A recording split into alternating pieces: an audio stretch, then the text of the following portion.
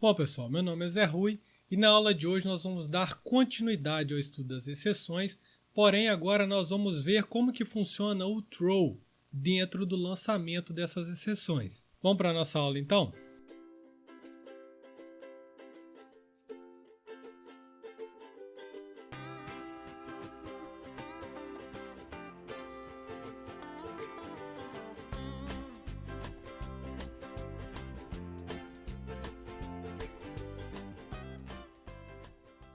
Na aula passada, então, pessoal, nós vimos como que faz para proteger o nosso código com o try-catch, ou seja, onde nós observarmos um certo problema, nós vamos colocar o try-catch para proteger o nosso sistema, certo? Agora nós vamos pensar o seguinte, suponha que você esteja num determinado problema, diante de um determinado problema, e você não quer resolver ele agora, você não quer tratar esse problema agora. Como que faz? Tem jeito de trabalhar com isso? Tem jeito de deixar isso para depois? Ou tem jeito de delegar isso para uma outra classe, tratar esse problema para mim? Sim, e é isso que eu vou te mostrar na aula de hoje. Então, para isso, nós vamos usar a palavrinha throw, que na verdade é o que? Lançar. É do tipo, ó, eu não quero resolver esse problema da divisão por zero aqui agora não. Então eu vou lançar isso para algum método acima de mim, ou alguma classe acima de mim resolver. Muito amigo, hein? Mas em determinados pontos, pessoal, a gente acaba tendo que fazer isso, tá? Então, para que serve o throw? Serve para lançar uma exceção para uma outra classe ou um outro método, tratá-lo mais adiante. Lembro para vocês que a palavrinha throw, ela aborta o fluxo de execução da mesma forma que o comando return faz.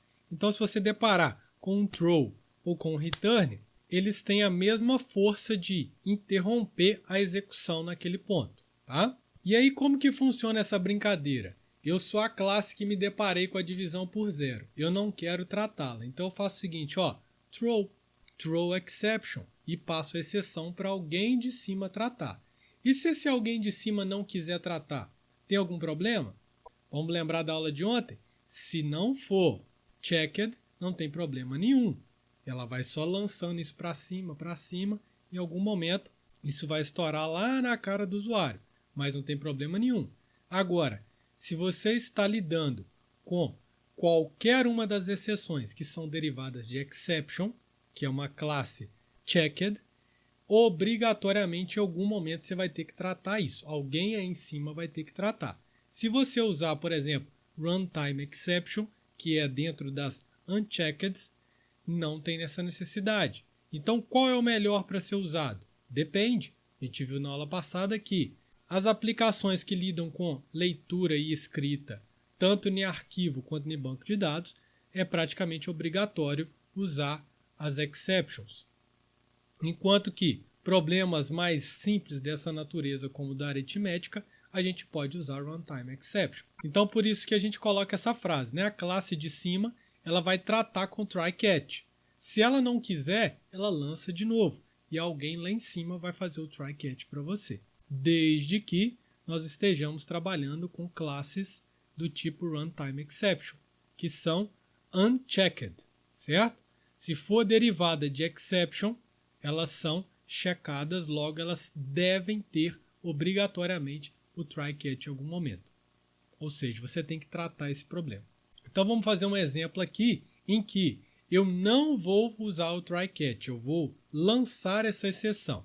Então, dito isso, eu criei um passo a passo para você entender como que você faz esse lançamento por meio das classes que você vai estar trabalhando. Então vamos lá.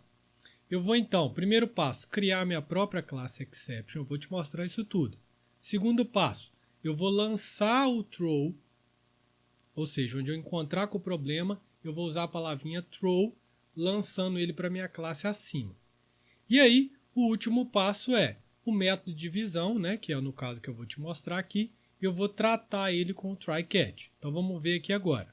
Então a primeira coisa é criar minha própria classe exception.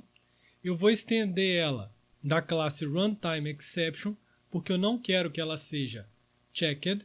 E aí é uma boa prática criar o nome da sua classe terminado com exception. Então, se eu estou trabalhando aquele probleminha da divisão, eu vou chamar ela classe divisão exception e estendendo runtime exception, ou seja, não sou obrigado a usar o try catch acima, mas é uma boa prática que nós vamos usar, tá? Então eu estou estendendo aqui usando herança na classe runtime exception, estou simplesmente fazendo o construtor dela, que é pegar a mensagem e chamar o construtor da runtime exception passando essa mensagem. Só isso. Ou seja, praticamente eu criei uma classe que eu só troco de nome a runtime exception, nada mais. Agora, pessoal, o segundo passo é usar essa classe que eu acabei de fazer, que é a divisão exception.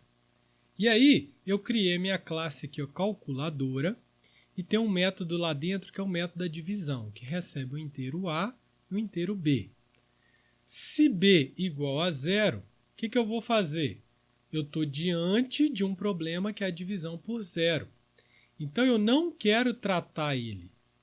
Você não está vendo aqui try catch aqui dentro. Você está vendo um throw. Ou seja, opa, B foi igual a zero. Eu sou a classe calculadora. B igual a zero. Eu não quero calcular, eu não quero tratar esse problema. Então, o que eu vou fazer? Empacotar dentro da divisão exception, escrever a mensagem de erro que eu quiser, erro, divisão por zero, e lançar throw. Entenderam, pessoal? Então, você pode falar, Zé Rui, se eu não tivesse criado a classe divisão exception, não tem problema. Você daria aqui, ó, new exception. Só que eu já estou te ensinando a melhor forma, a melhor prática de fazer isso. Crie a sua própria classe exception. O que você tem que entender aqui é que você está na classe calculadora, dentro do método da divisão, e aqui dentro você deparou com um B igual a zero. E você não quer tratar ele, você não está usando try catch. Você vai entregar para a classe de cima, para alguém tratar isso para você. O que é tratar? É colocar um try catch e jogar isso na tela de alguma forma, ou por meio de um system.out, ou por meio de um arquivo de log. Mas você pode perceber que na linha 5 você empacotou direitinho dentro de uma classe bonitinha, divisão exception.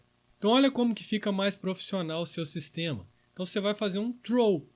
E agora eu vou te mostrar a classe de cima que vai fazer uso desse método de divisão. Então olha só, passo 3, eu vou chamar o método divisão da minha classe calculadora.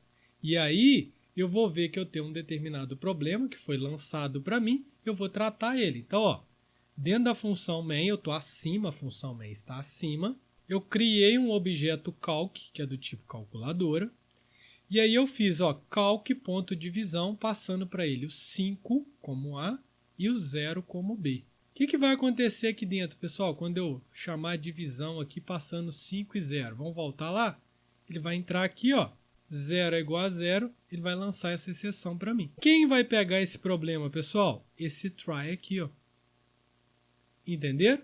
Então, na hora que chamar a linha 12, ele vai vir aqui, vai casar com B igual a 0, vai lançar essa exceção para cima. A minha função main vai ver que teve um problema e vai fazer o que com esse problema? Vai cancelar essa execução e vir para o catch, que ele sabe tratar. Ó. Ele já sabe que se acontecer um problema aqui, vai ser um problema do tipo divisão exception. E aí ele vai dar um system.out println na mensagem que tiver lá dentro. Qual a mensagem que nós colocamos? Erro, divisão por zero. Vamos ver aqui, ó.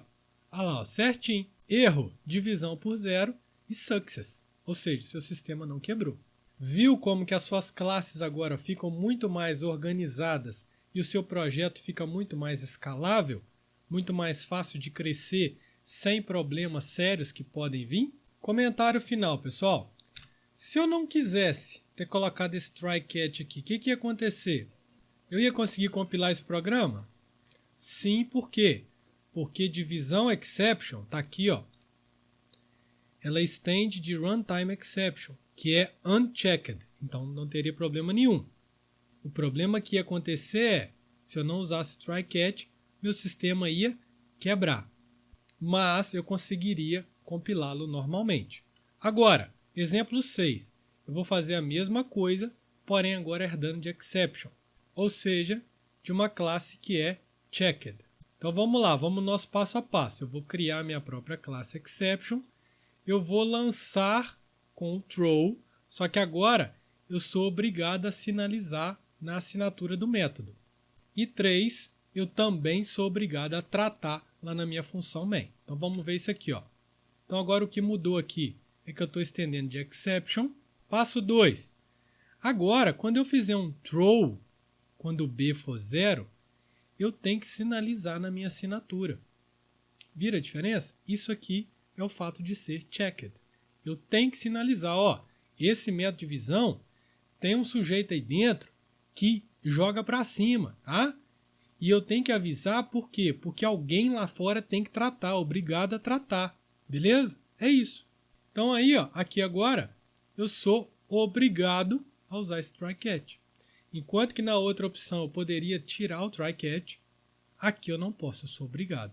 Funciona mesmo, o funcionamento aqui é o mesmo, tá, gente? Olha só, funciona a mesma coisa. Então o que mudou? Mudou agora que, se nós estamos herdando de exception, eu sou obrigado a colocar o throw na assinatura do método.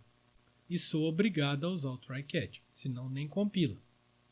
Agora, para a gente fechar com chave de ouro, vamos colocar isso aqui em prática no nosso projeto escola.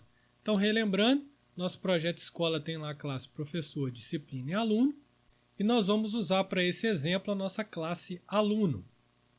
Vamos colocar uma regra de negócio aqui bem simples, tá? Só para a gente ver isso tudo funcionando. O aluno, é natural, né? Que não pode conter idade negativa, ponto. Então, nós não tratamos isso hora nenhuma no nosso projeto, que é uma coisa muito ruim, né, gente?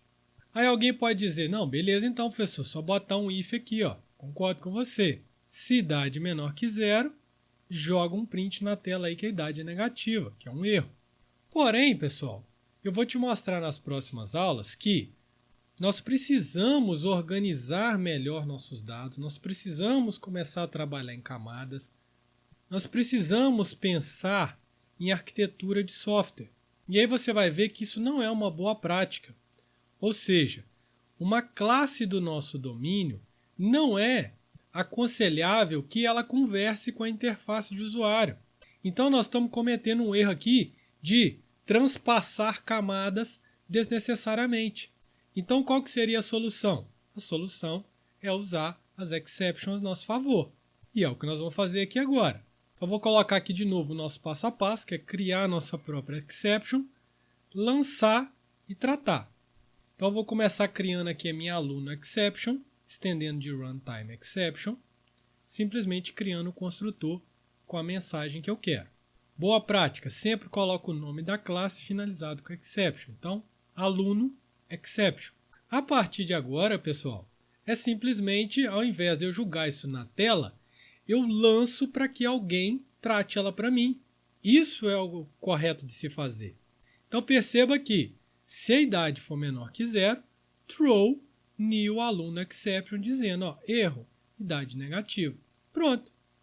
Ah, professor, não tem um else aqui não? Não, lembra que o throw funciona como return. Então ele já entrou aqui, ele já vai abortar, não vai nem chegar a colocar essa idade errada no campo do objeto, tá?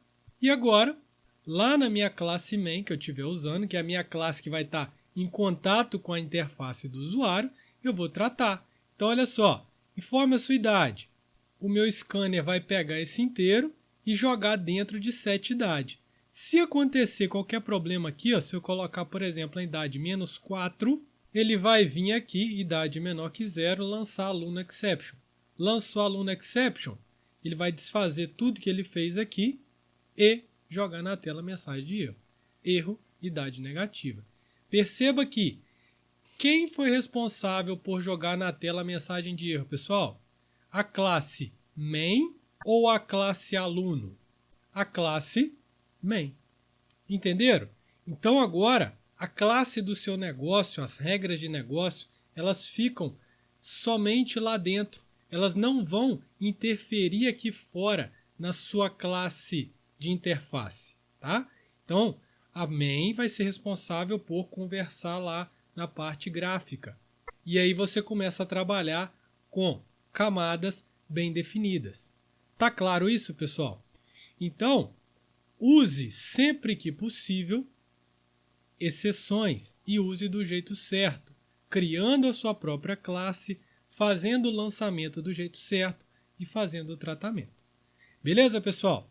Então a gente fica por aqui. Vamos colocar isso em prática a partir de agora em todos os nossos projetos e cada vez mais o seu projeto vai ficar mais e mais profissional e o que é mais importante, organizado e escalável. Beleza? Se você gostou dessa aula, dá um joinha pra gente, compartilha com seus colegas e até a próxima, pessoal. Obrigado!